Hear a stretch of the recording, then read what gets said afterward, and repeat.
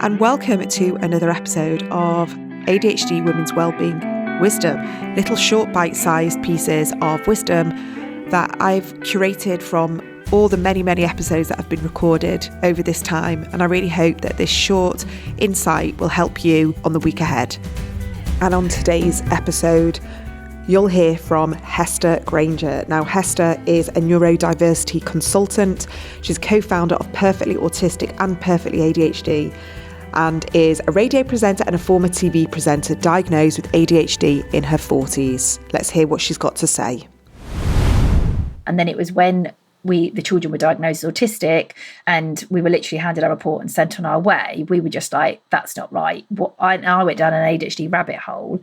And so that's how we set up Perfectly Autistic originally as a Facebook community, because I was like, if we've gone through this, other people will have done the same and they might not know where to look. So that's kind of how it started, was as a Facebook community. And then when my husband, he had got a very successful career in the corporate world, again, head of sales and marketing teams, and really not very autism friendly when you think about it. When he told his boss that he was autistic, his boss laughed and said, well, you don't look autistic.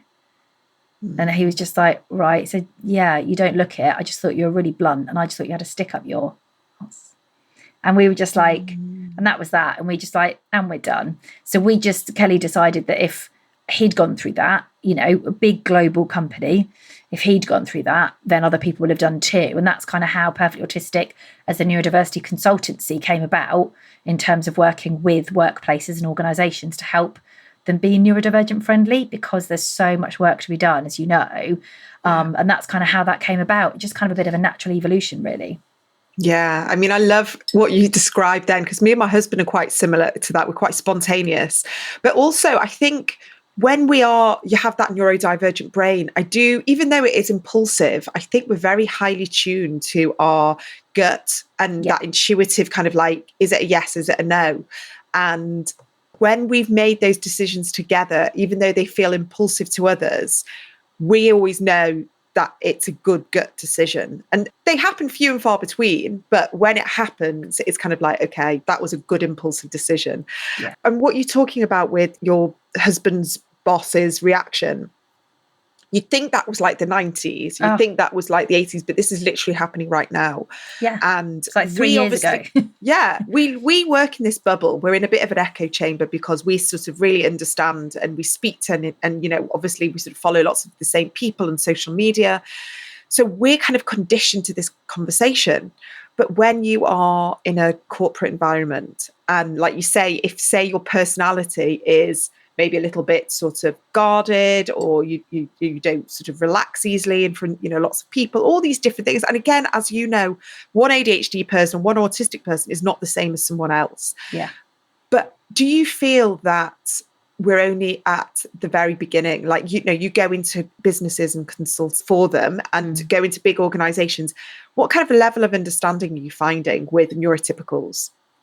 Sadly, not where we should be. I love that people are, and organisations are wanting to have these conversations. But I literally spoke to a really big organisation the other day, and I said, you know, obviously we were diagnosed both in our 40s, my husband and I said, and we didn't know. And he just said, and he was really honest, and he just said, I had no idea people wouldn't know that they're neurodivergent. And I sat there and I thought, how can he think that? But then it's not his bubble, it's not his world, it's not, you know, Kelly always makes a joke about neurodiversity. You know, you think it's the Britain's Got Talent Act kind of thing. You know, it's not, we know the word, we know all about, you know, what neurodiversity means and what neurotypical means, and so many other people don't. And I just think we're playing the long game here. It's a long game. It's not, you know, we always say this when we work with organisations, you're opening up a Pandora's box within the workplace. You need to have the support and systems in place. If you're going to just get someone in because it's, you know, Autism Awareness Week, Autism Acceptance Week, you know, you need to know that actually you need to put that support in for those people and your colleagues that look and think, gosh, actually that's me. Or even for parent carers, you know, if you're looking after autistic or ADHD children, by the time you've got them to school or to wherever they need to be and you've gone to work, you feel like you've done 10 rounds. You know, it's exhausting. Yeah. So there needs to be this framework and this support. But yeah, I think we're a long way off there being real acceptance and understanding, but it's a start and it's a journey, and that's what we're kind of here to help with. Yeah, amazing. So, I mean, are you getting, when you go into organizations, and again, you've got this kind of almost blank faces. People don't really understand what they're looking for. And they do have this very kind of stigmatized view of autism and ADHD. Have you had situations where someone's come up to you and said, oh my God, you've like described me, or you've helped me see something that I've never seen before? Like, are you getting people who are sort of totally oblivious and then suddenly seeing neurodivergent traits in themselves? Yeah, a lot, and a lot more than I thought we would do. We get emails, and we get people coming up to us afterwards, or we get people that know that they are diagnosed. I had it recently in a workshop, and the person said, I've never told my team, I've never felt comfortable enough, but yeah, I've got ADHD and I was diagnosed, and this is who I am. We get a lot of people, especially I think with Kelly's story, about, you know, very strong corporate career, and this is what you do, and you act in this way, and you're a certain type of, you know, sort of corporate mold. Actually, that's then really hard to unpick and think, gosh, actually, Kelly said he just used to think that everybody else did managed it easier than he did. He didn't realise that that's because he was neurodivergent. And I think that's the thing, the same with a lot of my experiences at work. You know, when you then talk about it and you share your story, people are like, I had someone crying in a session the other day saying, oh my gosh, this is just what you're describing about me and how I am. She said, I just feel seen and I feel heard, and I didn't know that's what it was. And the same with me, really. I had no idea, genuinely no idea it was ADHD. And I've got friends saying, how did you not know? And I'm like, how did you not tell me? Like, well, you know, and I just think I thought everybody thought the same. I just thought everybody lives in an alternate world where magical things happen. And, you know, you wear sparkly jumpers on dull days because you can. I just think it was normal in inverted commas. I just thought it was me and who I am rather than my ADHD. Yeah, it's an amazing thing that you're doing. And tell me, what kind of organizations are you going into? You know, what are they ranging from? I'm interested to know, like, who is actively seeking out more awareness and education within the workplace? It's such a wide range. We've done so many talks for so many different people, worked with really big organisations. We've done talks and training with The Guardian, with BP, Shell. We're partners with Mind. We've been doing a lot of workshops with them lately, which has been absolutely brilliant. University of Warwick, we're doing some work with lots of sort of education establishments as well. The list is really large and wide. Lots of people in the media and PR industries as well. Obviously, a lot of tech. As well, that's naturally, they're sort of going, hold on, I think we've probably got a neurodivergent workforce. I'm like, yeah, you have. But so many. And do you know what's amazing is that it all comes to us. What people are saying, because I do a lot of PR and do a lot of talking and writing about autism and ADHD and neurodiversity in the workplace. And people are then having a Google and finding us and saying, this is what we want. But like I said, when we talk to them, we say you can't just do a one-off session, or, you know, you can initially, but actually you've got to then have that support and have you got those things in place ready. And we turned down talks as well. There was a massive corporate company and they were so neurodivergent friendly. It was unbelievable. And we just said, yeah, we're not working with you. And they were like, oh, but why not? We were like, because of this whole process. And because it's just Kelly and I, we can do that because we've got strong morals and values, and it's got to align. It can't just be a, you know, tick box exercise. Oh, great, we've done neurodiversity training, let's move on. You know, they didn't want to talk about reasonable adjustments. They didn't want to talk about any adaptations to make. And you're like, why are you doing this? What's the point? Yeah, I was just about to ask you that about like the next steps and how do they embrace that? Because there's one thing you coming in and talking about and creating awareness, but then you're kind of like throwing a bit of a curveball in their logistics and how they operate, and obviously spending more money and having to offer more flexibility. And, you know, when you run a business, you're trying to cut corners, and that's not what you want to hear, you know, accommodations and things like that. But how, you know, I guess, what are you coming in and advising? And what are people asking for? And what would you say if you are working in a big corporate right now and you have had a diagnosis and you are scared to speak out, and you're scared to speak to the HR? I have so many clients who work for big corporates and are exhausted and drained, and they're desperate for more accommodations. They're scared of losing their jobs. They're scared of being vulnerable. They're scared of people not understanding. So what would you say to people? Where would they start, and what can they be asking for? Yeah, I think there's so many reasonable adjustments, and you mentioned cost there. So many of them don't have to cost anything. It doesn't, maybe a change in communication styles, maybe a change in how you hold meetings. But these are changes and adaptations that are suitable for everybody. So I got an email yesterday from someone in the NHS saying, oh, I'm helping someone go for a job, and they want to go for an interview at this company, and she's looking for some support. And basically she said, I need to know what questions are going to be asked during the interview. We do a lot of work around recruitment and the interview process, right from job descriptions all the way up, a lot of HR manager training, etc.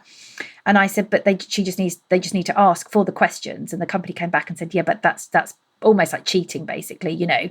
That's not fair if she has the questions. And I said, but you offer the questions to everybody. It's not about, oh, you're autistic, you're ADHD, you're dyslexic, etc. This is just what we do. We make these changes for everybody. So if anybody asks for the questions, you let them know what questions they're going to be asked in an interview. But I mean, there's so many changes, really easy to adapt around, even lighting, even having, I hate overhead lights. So just if there's an option to have like uplighters near you or a little lamp on your desk, making sure that if you're easily distracted, like, myself having ADHD, that you're not like sat in the main sort of thoroughfare, that you maybe move desks so people don't have, like standing up meetings and chats next to you. Really simple things like you don't have, if you've got an open plan office and there's a kitchen in the middle, don't let people cook last night's curry in the microwave. Nobody likes that. But if you're autistic or if you're ADHD and you've got sensory processing issues, that is going to be the difference between, if you're having a bad day and that meeting ran late and something else happened and you're suffering from RSD and then someone cooks last night's curry, that is just too much. So again, it's just about making these adaptations for everybody. It's not about saying, oh, well, Barry's got dyslexia and Janice has got ADHD. We need to do things just for them. And that's, I think, where some companies get it wrong. And they say, well, we don't even have a neurodivergent workforce. It's like 20% of the population neurodivergent, 50% do not know it. I got to my 40s not knowing I had ADHD. I had no idea. So there must have been loads of times that I could have had simple adaptations put into place. Just knowing that there's a quiet room that you can just go and take time out. But that's suitable for everybody. Everybody has bad days. Everybody has overwhelm. Everybody needs to have time just to take stock. It's not about, oh, this is because you're neurodivergent. It's just making workplaces more accessible and kind and nicer space for all. Yeah. And I think now after lockdown and we've all experienced working from home and recognizing, how distracting it can be to work in an office, how all the sensory stuff can be really overwhelming. And certain people have really, really flourished working at home. And I know, other people really struggled. But if you're introverted or there is neurodivergence there, you will probably found working at home a much easier environment to be in. Obviously, there's distractions and all other things going on. I know when I worked in a busy PR office, and I've said this before on the podcast, but there was so many things that I struggled with, from smells. Literally, my sense of smell was just off the charts. But that was just me. I had a weird sense of smell. I didn't know it was anything sensory, but it would give me a headache. It would make me exhausted. I would literally have to move away from something. Yeah. And people would think it was just overreacting, a bit dramatic. I sometimes have to sit there and have to put a scarf around my nose because the sense of smell was just so strong. Yeah. And I look back and I remember getting in my car at 6 o'clock. This is before kids. I'm getting in my car at 6 o'clock and being like, oh my God, if I speak or if anyone talks to me, I can't, and I'd get in and my husband or he was my boyfriend at the time, would try and have a conversation with me. And I was like, you can't talk to me for an hour. And I'd go upstairs, and I'm remembering this now. We lived in this little tiny house, and the water pressure would sometimes just be off, and the hot water would just turn off. And all I wanted was at 7 o'clock to get in the shower, have a hot shower, and just decompress. Yeah. Sometimes that didn't happen, and I would have the most immature meltdown. I called it an immature meltdown. I couldn't understand why that shower would send me into such a spiral. Yeah. And now I look back is that I just needed that time. Yeah. So there's all these little things that we can join the dots to where we would dismiss or invalidate or tell ourselves why we're so ridiculous, look at other people. But like you say, to have a quiet, calm room to sit in, to have a bit of downtime, to have the option to sit by a window. I mean, I remember another thing that was really triggering for me was if I sat underneath the air conditioning vent, right, and I wouldn't have any fresh air, and then the smells would sort of circulate, it would make me feel really sick and hot, and I would lose my focus, and it was like all I could feel was my dry eyes and hot, and I couldn't get any work done. And I couldn't understand why this sensitivity was so overpowering, but now I do. And so for you to be able to come in and talk about those little things where you're not asking for everyone to have their own office, you're not asking for all these crazy accommodations. It's just little tweaks, isn't it, for people to feel more comfortable? Yeah, and I think as well is because we are neurodivergent. I always say I think so many people are neurodiversity consultants who aren't neurodivergent, and I just think it makes a massive difference because we can explain from our perspective what it's like or how overwhelming it is. I had something earlier. Someone was emailing asking Kelly to talk to a journalist about something rather, and I said if it's all written down, that's absolutely fine, but let's not just spring an interview on him. And I just think you can do that at work with meetings. All of a sudden someone's like, are you free for a chat? I mean, that feeling of dread, isn't it? And you're like, you don't know what's coming. Just Horrific. schedule. Yeah, isn't it? Oh, can I grab you for 2 minutes? And you're like, am I going to be fired? Have I been caught doing something?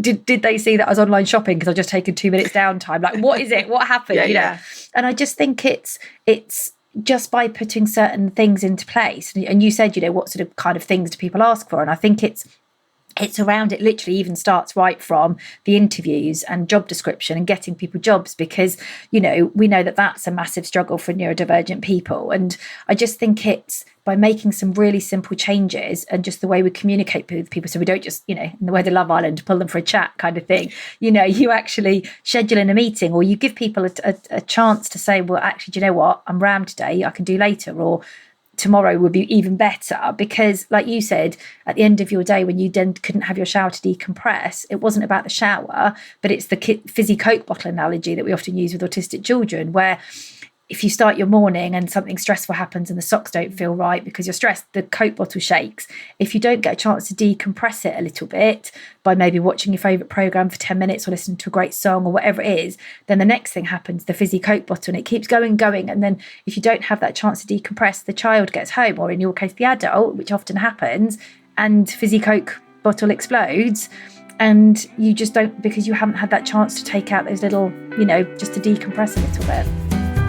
So I hope you enjoyed listening to this shorter episode of the ADHD Women's Wellbeing podcast. I've called it the ADHD Women's Wellbeing Wisdom because I believe there's so much wisdom in the guests that I have on and their insights.